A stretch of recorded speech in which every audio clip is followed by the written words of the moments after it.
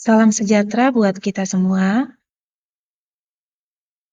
Kembali lagi dengan saya, Farida Romaula Purba, NIM 501222301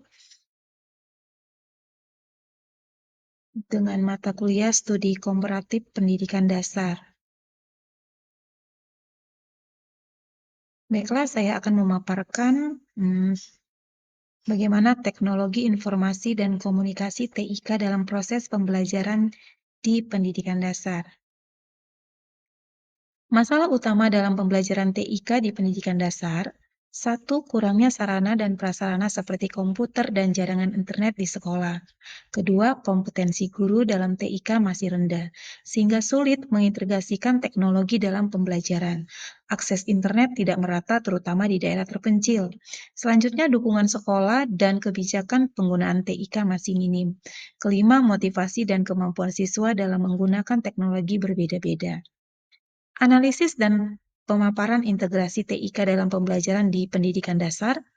Sebagai guru pendidikan dasar, memastikan integrasi teknologi informasi dan komunikasi atau TIK yang efektif dalam proses pembelajaran adalah kunci untuk menyiapkan siswa menghadapi era digital. Integrasi ini bertujuan untuk meningkatkan keterampilan, kreativitas, dan pemahaman konsep siswa. Selanjutnya, ada langkah-langkah konkret integritas TIK dalam pembelajaran. Berikut adalah langkah-langkah konkret yang dapat dilakukan untuk mendukung pemanfaatan TIK. 1. Pengembangan perencanaan pembelajaran berbasis TIK.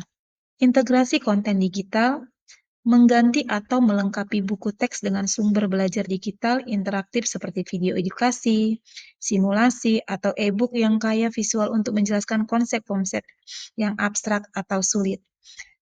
Kedua, pembuatan media pembelajaran interaktif menggunakan aplikasi presentasi seperti PowerPoint, Google Slide, yang disisipi kuis interaktif, animasi, atau audio untuk membuat materi lebih menarik dan tidak monoton. Kedua, pemanfaatan TIK untuk peningkatan keterampilan dan kreativitas siswa. 1. Literasi digital dasar. Tujuannya melatih siswa menggunakan perangkat lunak dasar seperti pengolahan kata sederhana untuk membuat cerita pendek atau lembar kerja yang bertujuan melatih keterampilan mengetik dan menulis digital. Kedua, proyek kreatif digital mendorong siswa membuat proyek sederhana, misalnya membuat poster digital atau menggunakan aplikasi desain sederhana untuk menyajikan hasil pelajaran. Selanjutnya, membuat video presentasi pendek atau stop motion untuk menjelaskan suatu konsep sains, melatih kreativitas dan kemampuan bercerita. Selanjutnya ada aplikasi game edukasi. Menggunakan game edukasi atau platform kuis online seperti Kahoot atau kuis yang relevan dan materi pelajaran untuk meningkatkan motivasi belajar dan pemahaman konsep melalui kompetisi yang menyenangkan. Ketiga, pemanfaatan TIK untuk penilaian. 1. Penilaian digital, menggunakan formulir daring, misalnya Google Form, untuk latihan atau ulangan harian yang memungkinkan umpan balik atau feedback instan dan mempermudah guru dalam analisis hasil belajar. Selanjutnya, ada dampak positif dan tantangan implementasi TIK di pendidikan dasar. Saya akan menjelaskan dampak positif atau keuntungannya terlebih dahulu. 1. Meningkatkan minat dan motivasi belajar. Materi yang disajikan secara visual, interaktif, dan multimedia jauh lebih menarik bagi siswa usia sekolah dasar, sehingga meningkatkan keterlibatan mereka. Kedua, mempermudah pemahaman konsep kompleks. TIK memungkinkan visualisasi konsep abstrak melalui gambar, video, atau simulasi.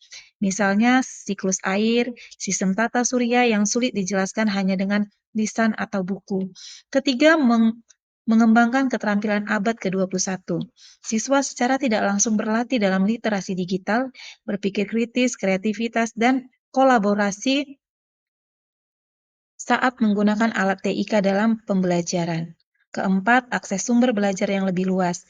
Internet membuka pintu ke perpustakaan digital, ensiklopedia online, dan sumber belajar dari berbagai belahan dunia. Untuk tantangannya atau hambatannya, 1. Kesenjangan akses atau digital divide. Tidak semua siswa memiliki akses yang sama terhadap perangkat atau komputer, tablet, ponsel pintar, dan koneksi internet di rumah yang dapat memperlebar kesenjangan belajar. Kedua, keterbatasan infrastruktur sekolah. Ketersediaan perangkat atau jaringan WiFi yang stabil dan proyektor yang memadai di sekolah dasar seringkali menjadi kendala. Ketiga, kompetensi guru. Tidak semua guru memiliki kemampuan dan kepercayaan diri yang sama dalam mempromosikan dan mengintegrasikan TIK secara efektif dalam pembelajaran. Diperlukan pelatihan dan pendampingan yang berkelanjutan. Keempat, risiko konten negatif dan kecanduan. Siswa usia dasar rentan terpapar konten yang tidak sesuai, misalnya pornografi, cyberbullying, atau mengalami kecanduan gawai atau game online jika pengguna TIK tidak diawasi dan dibatasi secara ketat. Kesimpulannya adalah, untuk mewujudkan integrasi TIK yang efektif dalam pembelajaran di pendidikan dasar, guru dan sekolah perlu berperan aktif dalam mengatasi berbagai tantangan yang muncul. Beberapa langkah strategis yang dapat dilakukan antara lain, peningkatan kompetensi guru, penyediaan dan pemeliharaan infrastruktur, penerapan prinsip inklusi dan berkeadilan, keempat, pengawasan edukasi digital.